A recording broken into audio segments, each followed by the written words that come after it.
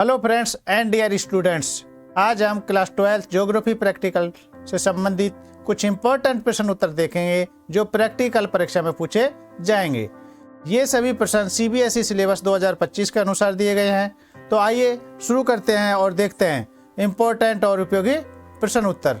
यहाँ पर कुछ इंपॉर्टेंट प्रश्न आपके सामने दिए गए हैं, उनको पढ़कर आप परीक्षा में अच्छे अंक प्राप्त कर सकते हैं। उदाहरण के लिए जो यहाँ दिए गए हैं वो इस तरह से है कि आंकड़ों के प्राथमिक स्रोत से आप क्या समझते हैं या क्या तात्पर्य है। आंकड़ों के प्राथमिक स्रोत की जो मेथड है, प्रमुख विधियां है, वो कौन कौन सी हैं।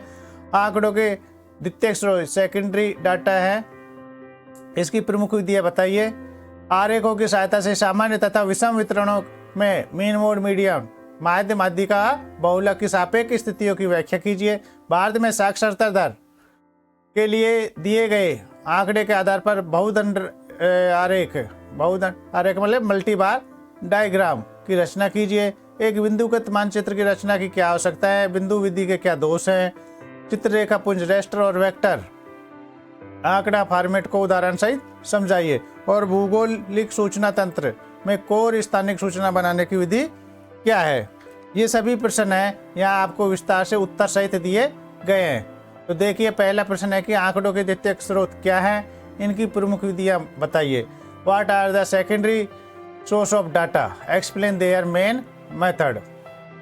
तो जो आंकड़े किसी प्रकाशित या अप्रकाशित साधनों या स्रोतों जैसे सरकारी प्रकाशित पब्लिश्ड और अप्रकाशित अनपब्लिश्ड, जैसे सरकारी गवर्नमेंट, अर्ध सरकारी सेमी गवर्नमेंट, अंतर्राष्ट्रीय निजी प्रकाशन, समाचार पत्र और गैर सरकारी लेखों द्वारा एकत्रित किए जाते हैं, उन्हें क्या कहा जाता है, उन्हें सेकेंडरी डाटा कहा जाता है। उन्हें आंकड़ों का द्वितीयक स्रोत कहा जाता है, सेकेंडरी सोर्सेज कहा जाता है। ठीक है ना।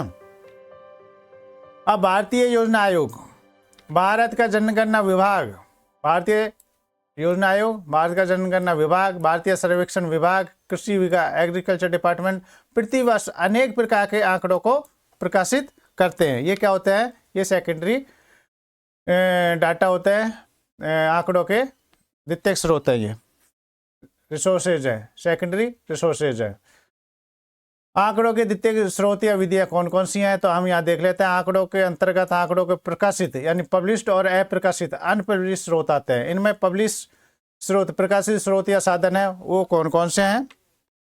तो इसमें जो प्रकाशित हैं वो प्रकाशित स्रोत से तात्पर्य उन सांख्यिकी प्रतिवेदनों, सांख्यिकी सारांशों और पुस्तकों से हैं जिनके द्वारा विभिन्न विषयों से संबंधित आंकड़ों का अंतर्राष्ट्रीय या राष्ट्रीय अथवा प्रादेशिक स्तर पर लेवल पर प्रकाशन होता है, पब्लिशन होता है। इन स्रोतों को कई भागों में विभाजित किया जाता है। तो वे कौन कौन से हैं उनको हम यहाँ एक बार देख लेते हैं।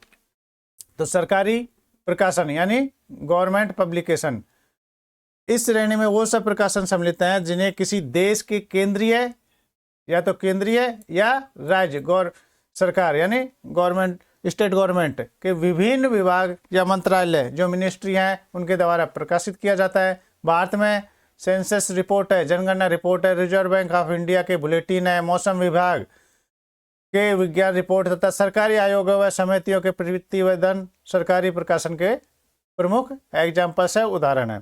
दूसरा है अर्ध सरकारी प्रकाशन यानी सेमी गवर्नमेंट पब्लिकेशन।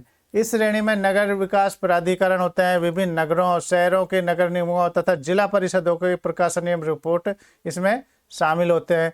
तीसरा है अंतर्राष्ट्रीय इंटरनेशनल पब्लिकेशन। इस श्रेणी के अंतर्गत वार्षिक यानी ईयरली जो रिपोर्ट होती है प्रतिवेदनों तथा संयुक्त राष्ट्र के विभिन्न अभिकरणों जैसे यूनेस्को है, ठीक है, संयुक्त राष्ट्र शैक्षिक विज्ञान एवं सांस्कृतिक संगठन, यूएनडीपी संयुक्त राष्ट्र विकास कार्यक्रम, WHO विश्व स्वास्थ्य संगठन, FAO खाद्य एवं कृषि संगठन आदि द्वारा प्रकाशित रिपोर्ट और मोनोग्राफ।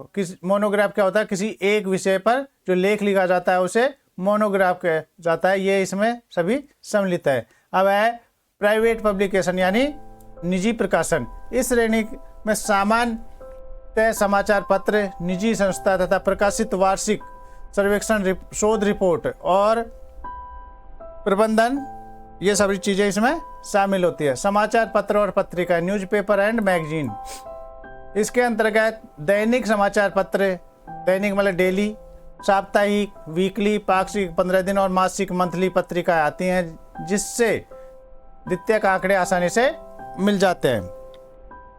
और तीसरा है इलेक्ट्रॉनिक। इलेक्ट्रॉनिक जो आप जानते हैं वर्तमान में इंटरनेट के माध्यम से द्वितीयक स्रोत है, वो आंकड़े बहुत अतिशीघ्र मिल जाते हैं। इलेक्ट्रॉनिक माध्यम से मेल है, व्हाट्सएप के जरिए तुरंत रिपोर्ट भेज दी जाती है। अब है अप्रकाशित स्रोत, अनपब्लिश्ड रिसोर्सेज या साधन। द्वितीयक आंकड़े प्राप्त करने में अप्रकाशित स्रोत प्राय अभिलेखों तथा अप्रकाशित शोध प्रबंधों के रूप में होते हैं। इन स्रोतों को 4 भागों में बांटा गया है। वो इस तरह से है, सरकारी प्रलेख है, मतलब गवर्नमेंट रिकॉर्ड जो होता है ये।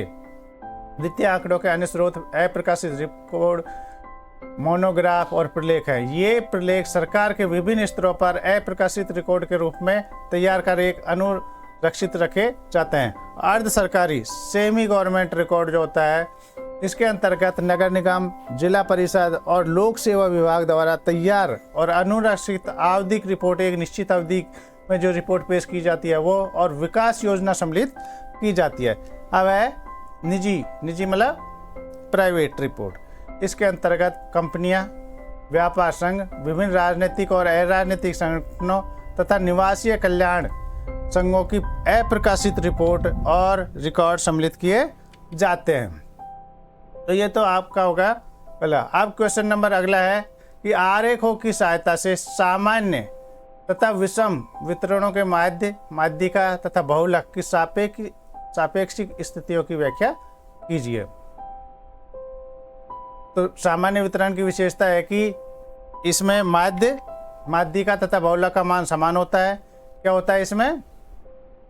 माध्य और बहुलक, इनका मान क्या होता है? इक्वल होता है, समान होता है, क्योंकि सामान्य वितरण सम्मित होता है। इसमें अधिकतम आवर्ती का मान वितरण के मध्य में होता है तथा इस बिंदु में आदि इकाइयों ऊपर व आदि नीचे होती है। अति उच्च तथा अति निम्न मतलब बहुत ज़्यादा ऊंचा और बहुत ज़्यादा नीचे मूल्यों की बारंबारता बहुत ही कम होती है। चित्र सामान्य आवर्तियों को प्रदर्शित करने वाला रेखा चित्र घटक वक्र कहलाता है। सामान्य वक्र के आंकड़ों में परिवर्तनशीलता कम व अधिक हो सकती है। सामान्य वक्र एक उदाहरण है। जो चित्र ए में धनात्मक यानी पॉजिटिव विषमता है, डाइवर्सिटी है, आगे आपको यह डायग्राम के माध्यम से दिखाया जाएगा, वाला वक्र दिखाया गया है, जिसमें निम्न आवर्तियों की अधिक या अधिक मूल्य की आवर्तियाँ कम है। इस स्थिति में पहले बहुलक, फिर माध्यिका और अंत में माध्य होता है। जबकि चित्र बी में ऋणात्मक विषमता वाला वक्र दिखाया गया है, इसमें कम मूल्य की आवर्तियाँ कम अथवा अधिक मूल्य की आवर्तियाँ अधिक होती है। इस स्थिति में पहले माध्य, फिर माध्यिका और अंत में क्या होता है? बहुलक होता है, मोड होता है।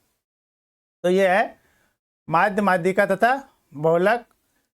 यदि आंकड़े विषम अथवा विकृत हो तो माध्य, माध्यिका तथा बहुलक संपाती नहीं होंगे और विषम आंकड़ों के प्रभाव को ए तथा बी के द्वारा स्पष्ट रूप से समझा जा सकता है। वो ए और बी जो है वो डायग्राम यह है। तो ए में है ये धनात्मक विषमता है और बी में ऋणात्मक विषमता है। यहाँ आपको इसके माध्यम से दिखाया गया है, ठीक है ना।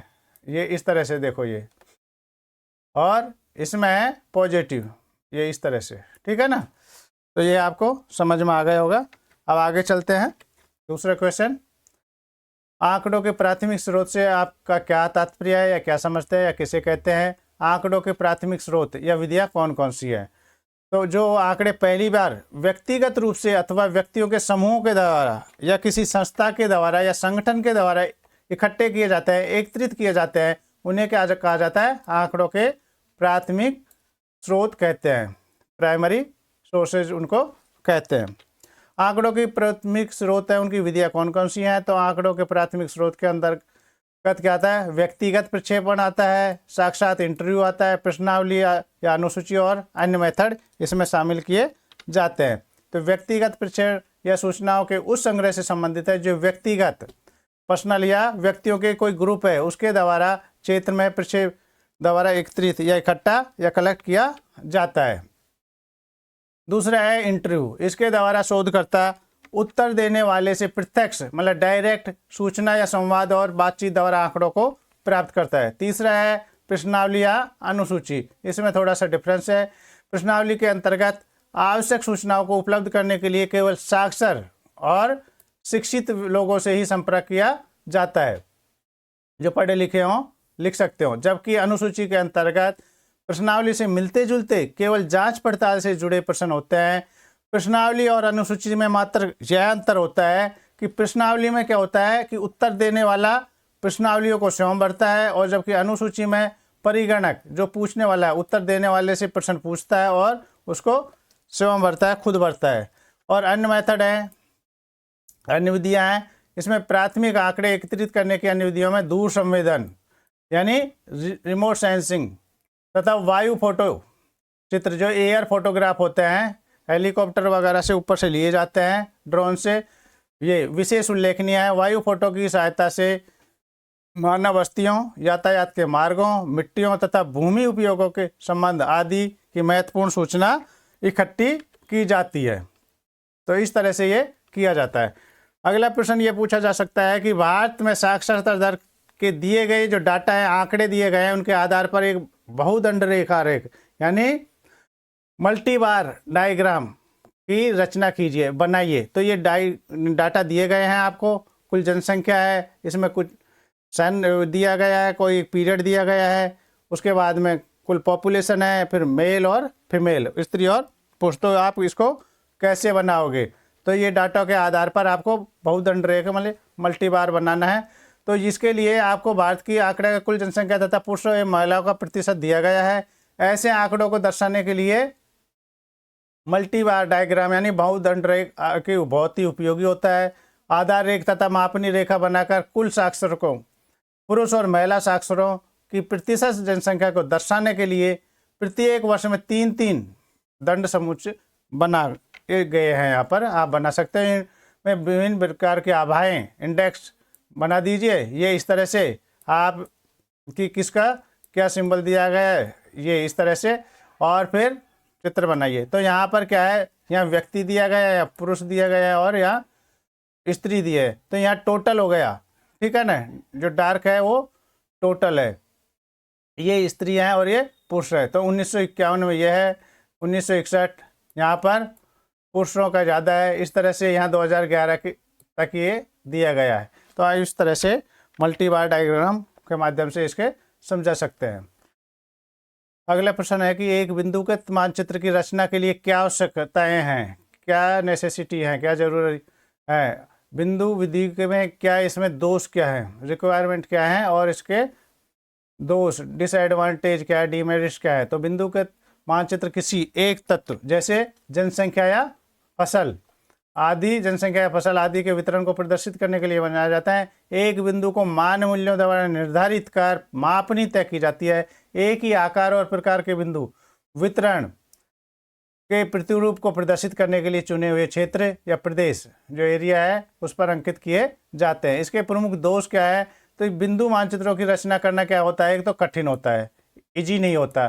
दूसरा, इसे अभ्यास के आधार पर किया जाता है, बिना अभ्यास और कुशलता के इसे नहीं लगाया जा सकता। यह विधि केवल निरपेक्ष आंकड़ों को प्रदर्शित करते हैं। निरपेक्ष आंकड़ों का मतलब है कि जो कच्चे डाटा होते हैं, कच्चे आंकड़े होते हैं, उनको प्रदर्शित करती है। और बिंदु द्वारा मानचित्र पर घेरा हुआ स्थान है जो वास्तविक क्षेत्रफल होता है उससे बहुत ज़्यादा बड़ा होता है, और प्रयास करने के बावजूद भी कई बिंदु हैं वो सही स्थिति पर नहीं लग पाते हैं, जिससे इसकी विश्वसनीयता पर प्रश्न उठते हैं।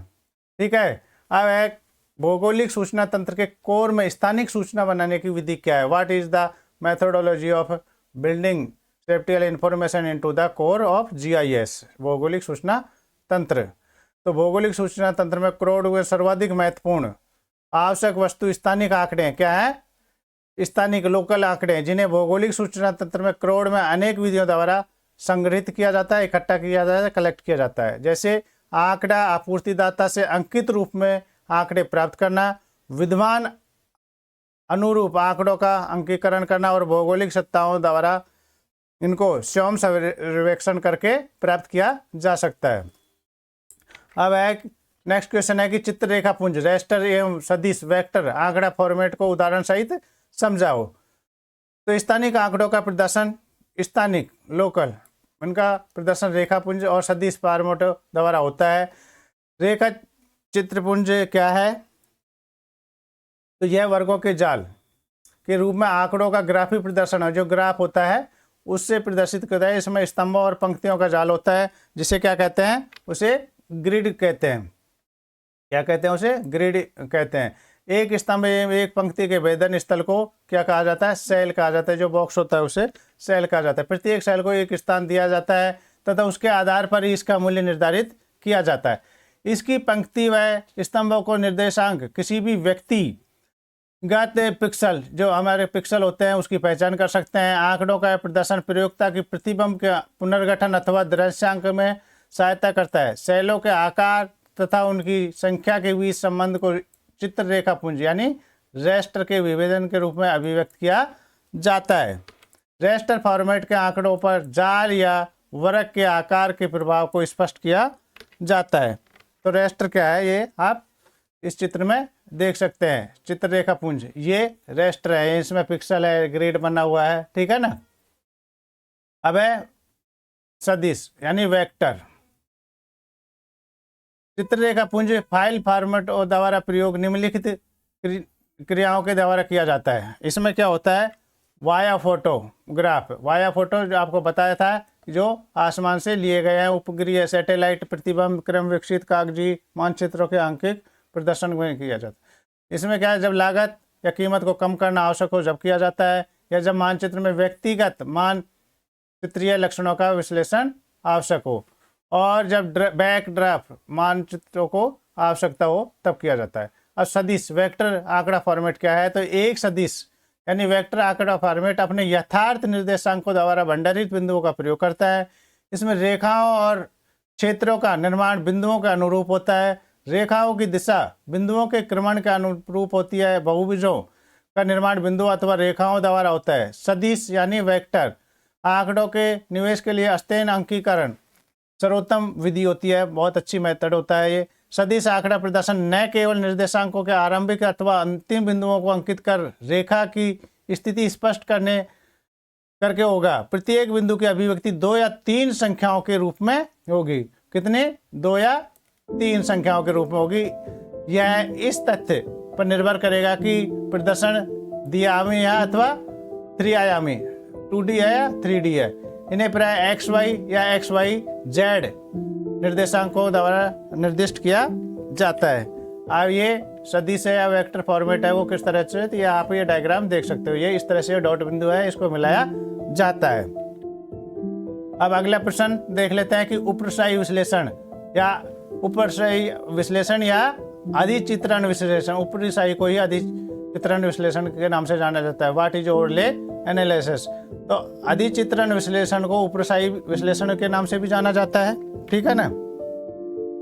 इसमें कंफ्यूजन होने की जरूरत नहीं है। अगर उपरिशाही पूछा जाए या अधिचित्रण तो एक ही बात है। अधिचित्रण विश्लेषण को ही उपरिशाही विश्लेषण के नाम से जाना जाता है। भौगोलिक सूचना तंत्र का प्रमाण चिन्ह अधिचित्रण प्रचलन है। इस विधि का प्रयोग करके मानचित्रों के बहुगुणी स्तरों को समन्वय एक महत्वपूर्ण विश्लेषण किया जाता है। इसमें 2 अथवा अधिक विषयक स्तरों का अधिचित्रण करके नया मानचित्र स्तर प्राप्त किया जा सकता है। तो अधिचित्र विश्लेषण या प्रचलन तो क्या है? x + y = z है। यहाँ पर x सड़क मानचित्र है, y रेल मानचित्र है और z स्थानिक अभिचित्र प्रचलन है। तो इसको आप डायग्राम के माध्यम से इस तरह से देख सकते हो। ये सभी प्रश्न आपको अच्छे से याद करने हैं। इनमें से ही सिलेबस के अनुसार प्रैक्टिकल एग्जाम में पूछे जाएंगे। तो यहाँ पर आपको सड़क मानचित्र, रेल मानचित्र और परिवहन मानचित्र के डायग्राम दिखाई दे रहे हैं। यदि आपको वीडियो अच्छा और उपयोगी लगे तो प्लीज़ वीडियो को लाइक करें, अपने दोस्तों को शेयर करें, नए हैं तो चैनल को सब्सक्राइब करें, कमेंट करें और बेल आइकन के बटन को दबाएं, जिससे आपको इस तरह के और भी इम्पोर्टेंट वीडियो मिलते रहे। मैं आपके उज्जवल भविष्य की कामना करता हूँ। Thank you for watching my video. Have a nice day.